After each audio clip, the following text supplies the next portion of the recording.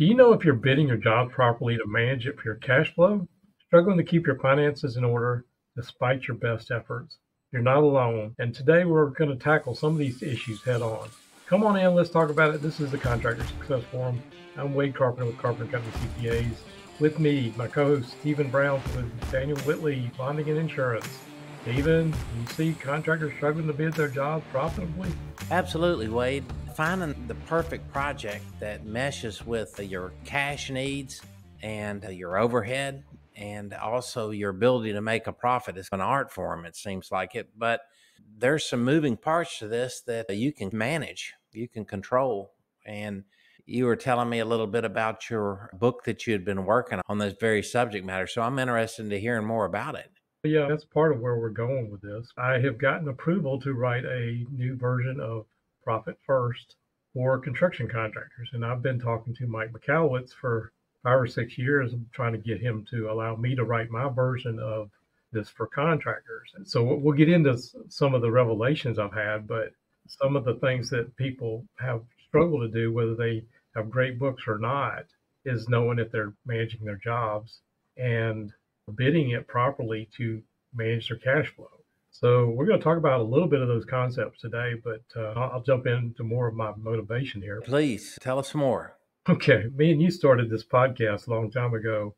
We've been working with these contractors for many years and just trying to give back a little bit. And this book is a culmination of 35 plus years that I've been in the business and contractors dealing with cash flow. And I've been in Profit First for the last 6 years. I implemented it on my business and made a huge difference. I've been helping contractors all over the U.S. implement this. And when they implement it properly, they get some clarity around their cash flow and knowing if they are bidding properly. I've seen some huge changes in some of my contractors that have actually implemented it properly. And I'll talk in a minute about some of the struggles that the original book had. And then there's a derivative book that I had to get the author's permission to do my version of it. But I believe that there's things that people struggle with to get going with this. And some real revelations as I was in testing for this book. But, I think I've said it before. I wish Mike McAllowitz had written Profit First before the 2008 economic downturn. What have come to realize is if people had been running their business around their cash flow back in 2008, would they have made different choices? Would they still be around today? Because there's a lot of my contractors that did not survive that. Yeah, I can just tell you, not knowing every case study of your contractors that didn't survive, they would have been around. People had implemented this system back in 2008. I'm positive that, Wade. Whether they did or not, whether they made the right choices, the idea is what Profit First forces you to do is see quickly that if the cash is not working, you're going to feel it a lot faster. But we've got these huge buckets of cash that can sit there and we can feel like we're on top of the world, and then the cash can disappear overnight. Again, I just wanted to talk a little bit about the motivations. I still want to get to some of the details, but part of my motivation, and I may or may not have told you this story, but my first 3 or 4 years of public accounting, I was working in an accounting firm, and I got a project to help this concrete contractor do a cash flow projection. And it was one of their constant problems. Month over month, this is when we think the money's going to come in, and this is when it's going out. And it was the old Lotus 1, 2, 3. You remember that? Mm-hmm. It was not perfect, but the client loved it. The partners loved it. And that was one learning lesson. But the story came when we were doing a construction symposium in downtown Atlanta with a big law firm. And we had keynote speakers in the morning, and then we had breakout sessions in the afternoon. And the partners wanted me to show my cash flow projection and how I did it. And we only had so much time to show it. And there were so many slots we could have for it. We had paper sign-up forms, and they were signing up on them. And what was interesting was people kept going, and we actually had twice the number of people on mine to sit in for my breakout session. And people actually got mad because they could not sit in my session. And it was a real eye-opener how it's obvious in construction that cash flow is king. But that, for me, was a wake-up call. These guys really need to know how they're doing with their cash flow. And that was an early lesson for me. They desperately wanted to know how to manage their cash.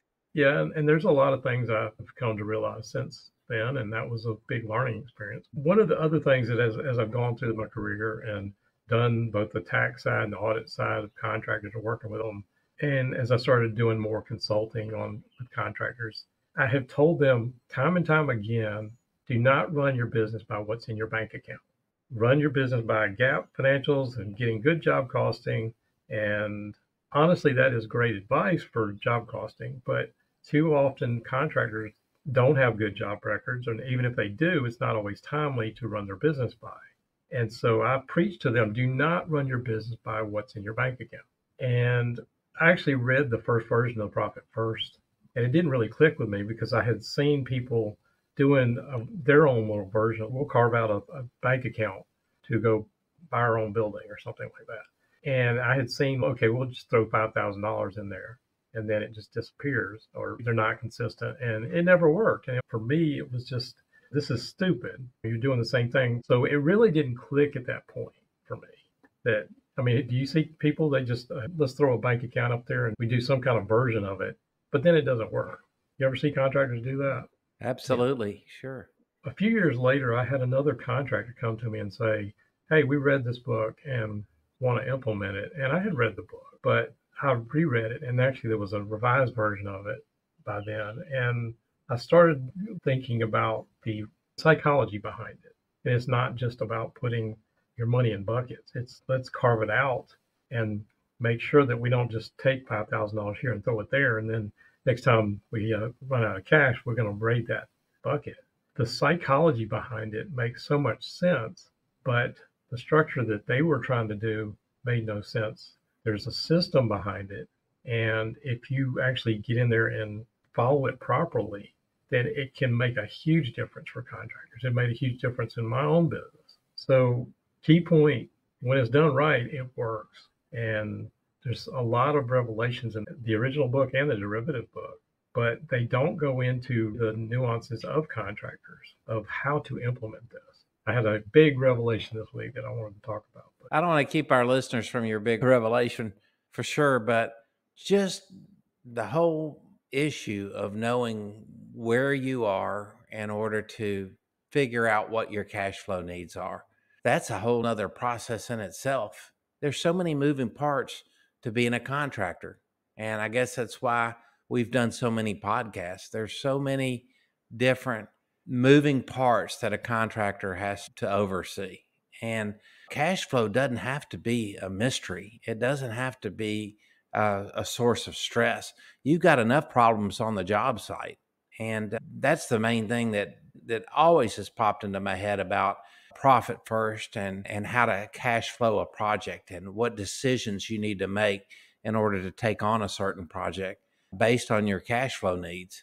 But anyway, you asked what I thought, but I want to hear your revelation. That's definitely true. People just don't understand how to manage around their cash flow. Again, the motivation of the book, you can think about all kind of other industries, but construction has so many nuances to their cash flow. These retainage clauses and pay when paid clauses and people just dragging you out. There's a lot of moving parts. And I think of all the different industries out there, I think it may be one of the toughest. And there's no magic bullets, but profit first can go a long way to getting you to where you are comfortable and can sleep at night, knowing that you have money in the bank. You don't have to worry about chasing money down on Thursday to make sure you can cover paychecks on Friday.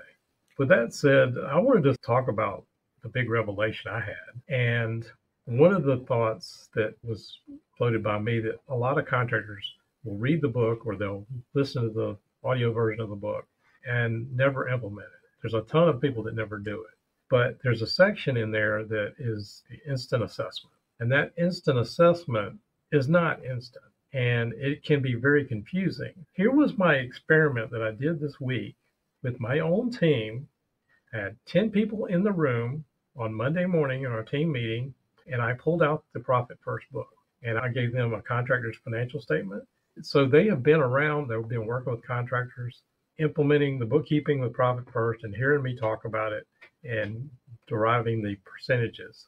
But I asked them, read this section of the book for the instant assessment. I had 10 people. So a CPA in the room, a CPA candidate in the room, one with 35 years of public accounting experience working this problem together. They could not get it. They could not figure out the system assessment. And so if they couldn't get it, I'm thinking this really is tough for anybody, whether it's a contractor or not. And I took down so many notes for the book from just that experience because I was like, what goes into taxes? What's owners, what is profit? Trying to back into those numbers. And it was just amazing to me. And if they can't get started with the book, or they talk about it, they think about it, or they do some kind of modified whatever they think is they should do and start throwing some bank accounts, it's not going to work. Long story short, I'm basically walking through that a lot differently. So, Wade, this assessment of cash flow needs, is that right? Is that what you were doing? Or So it's a profit first assessment, taking your own numbers and saying, okay, this is my materials and subs percentage. This is my operating expenses. This is what I've been taking for profit and tax. They were very confused. And the exercise is let's see where we are.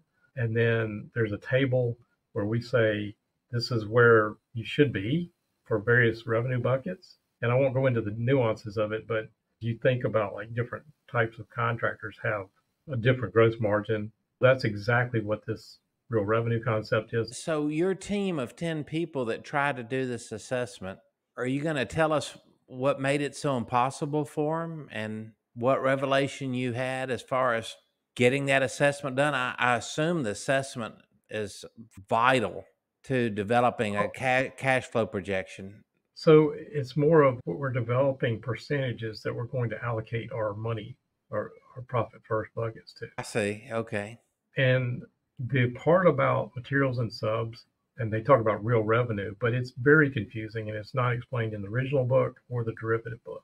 So I'm just going to be able to hit the high notes on this. But in my book, they carve out materials and subs.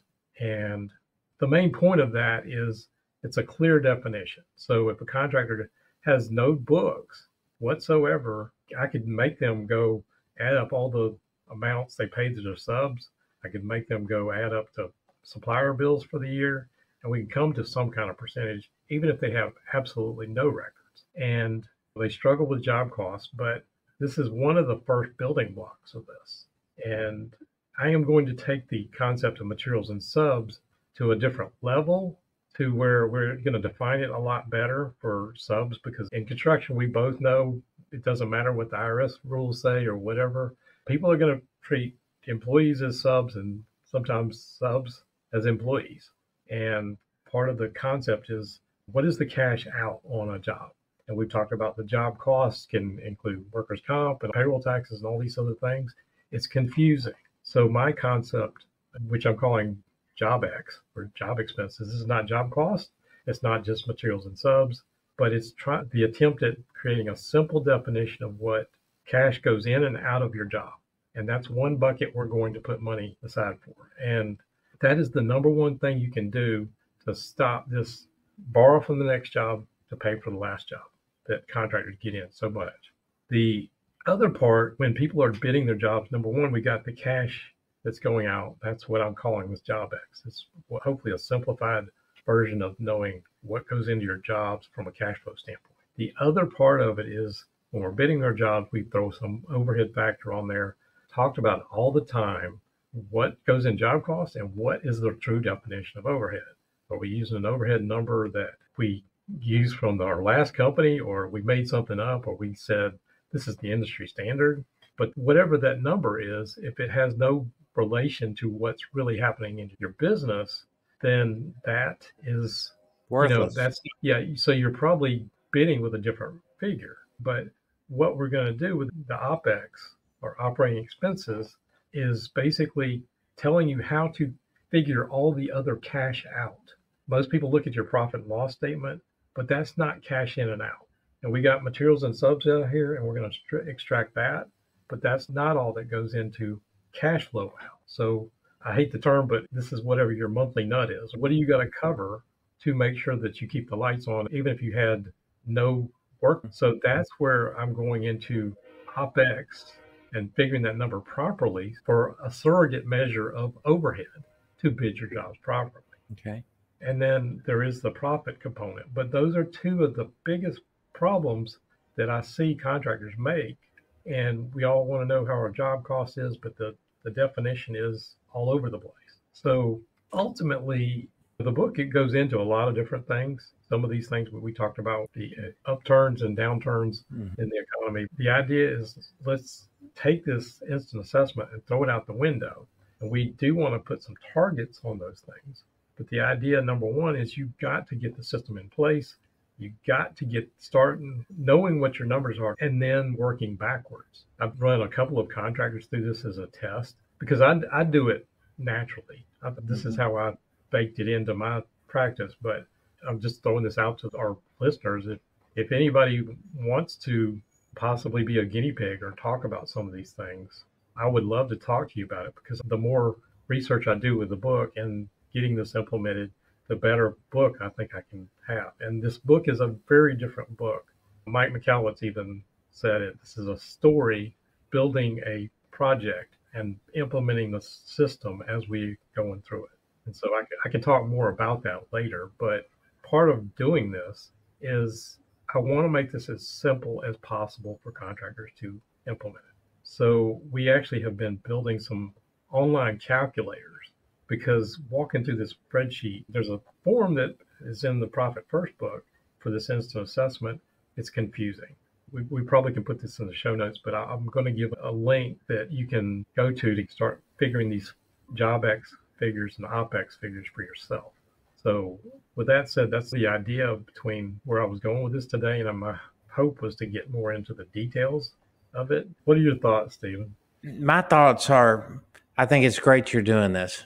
Everything you do in life, you could use an extra helping hand. And when it comes to accounting systems, sometimes I bet a lot of our listeners may listen to a certain podcast that we do that just goes really deep into a certain subject matter that we're interested in at the time. It may not mean anything to our listeners at all, but it's just something that we're interested in. We think it'll help our contractor customers succeed. And to have a book that spells out the rules and you understand what fundamental plays you have to make to score a touchdown. This is the building blocks, just like the cornerstone, the foundation of a new building project that you can put into place. It's explained in a way you can understand, and also has a glossary of terms that are unified throughout the system. And like you said, that is really difficult. It just absolutely blows my mind, Wade, how many different business terms people come up with and how much more effective it is to change it up in something that explains those business terms a lot better. And then once you get the rules, once you get the fundamentals down, then you're ready for the fancy plays that you need to make to go after bigger and different jobs, to finance projects, to take cash flow to another level of effectiveness, not just simplicity. I'm excited about this, and I think our listeners really ought to take advantage of your offer. I know I would if I was a contractor, and that is, yeah, okay, use me as a guinea pig. I'm all in, because I think this is going to be a very necessary and popular book that you come out with and program that you perfect. It's like you said, when you initially just did a simple spreadsheet of cash flow all those years ago, it was revolutionary. And when you mentioned Lotus 1, 2, 3, it just shorted my old brain out. It's so old. Our younger listeners are going to have to look that up online. But predecessor to a spreadsheet, maybe, but nevertheless, you were able to show contractors what they were so desperately trying to understand. What is it that makes my life so stressful? What is it that causes me to lose money on projects? What is it that has caused me to have a bond claim? All these things are basically the end zone. It's the touchdown you want to score in your project and in your construction business. So I think it's great, Wade. I can't wait to hear more about it. And I think we ought to do another podcast maybe where you get into more of the nuts and bolts of it. I think we definitely will. And talk to Mike McCallowitz. He's excited about it. And he offered to come back on the podcast, which we haven't had him on since the first year of doing this. But it's a very different approach that I'm taking to it. And I've taken over this talking too much, but I am really excited about it because I really see a lot of help that I can bring to contractors if they will implement this properly. But Mm-hmm. what I am finding out is the process of writing a book, doing it right, is a lot more than just putting words on paper. And Sure. so I wanted the target date to be later this year, but they're telling me to properly send it out. It may be after tax season next year. I don't know at this point. In the meantime, you've got to grind it out with real world examples, and you'll get there. I know you. You're going to do a great job. I'm already 50,000 words into it, so I've got a little bit of A play little bit of into it. momentum, yeah. I Yeah. want to hear more about what you're thinking about. So I'd really like to do another podcast with Mike or with you, just fleshing out basically the blueprint of this book you're coming out with. I'd love to talk about it more, but again, I know we're running way long. But if any of the listeners out there, we may want feedback on the book. If anybody may want to read some of the early versions of it and give me feedback, that would be invaluable to me. How would So they reach out to you, Wade? we can put my contact information on the show notes, or they can always go to carpentercpas.com is our website. Just any of the contractorsuccessforum.com or YouTube channel. I think your contact information and my contact information is already up there. Okay. Again, for any of our listeners, if you got any thoughts on what we discussed today, I'd love to hear your feedback and answer any questions or comments on the topics. Drop them in the comments section of the YouTube or whatever. Thank you for listening to the Contractor Success Forum. Check out more information at contractorsuccessforum.com or the Carpenter CPA's YouTube channel for more information. Appreciate it if you consider subscribing, liking, and sharing our podcast, and follow us every week as we post a new episode. We will look forward to seeing you on our next show.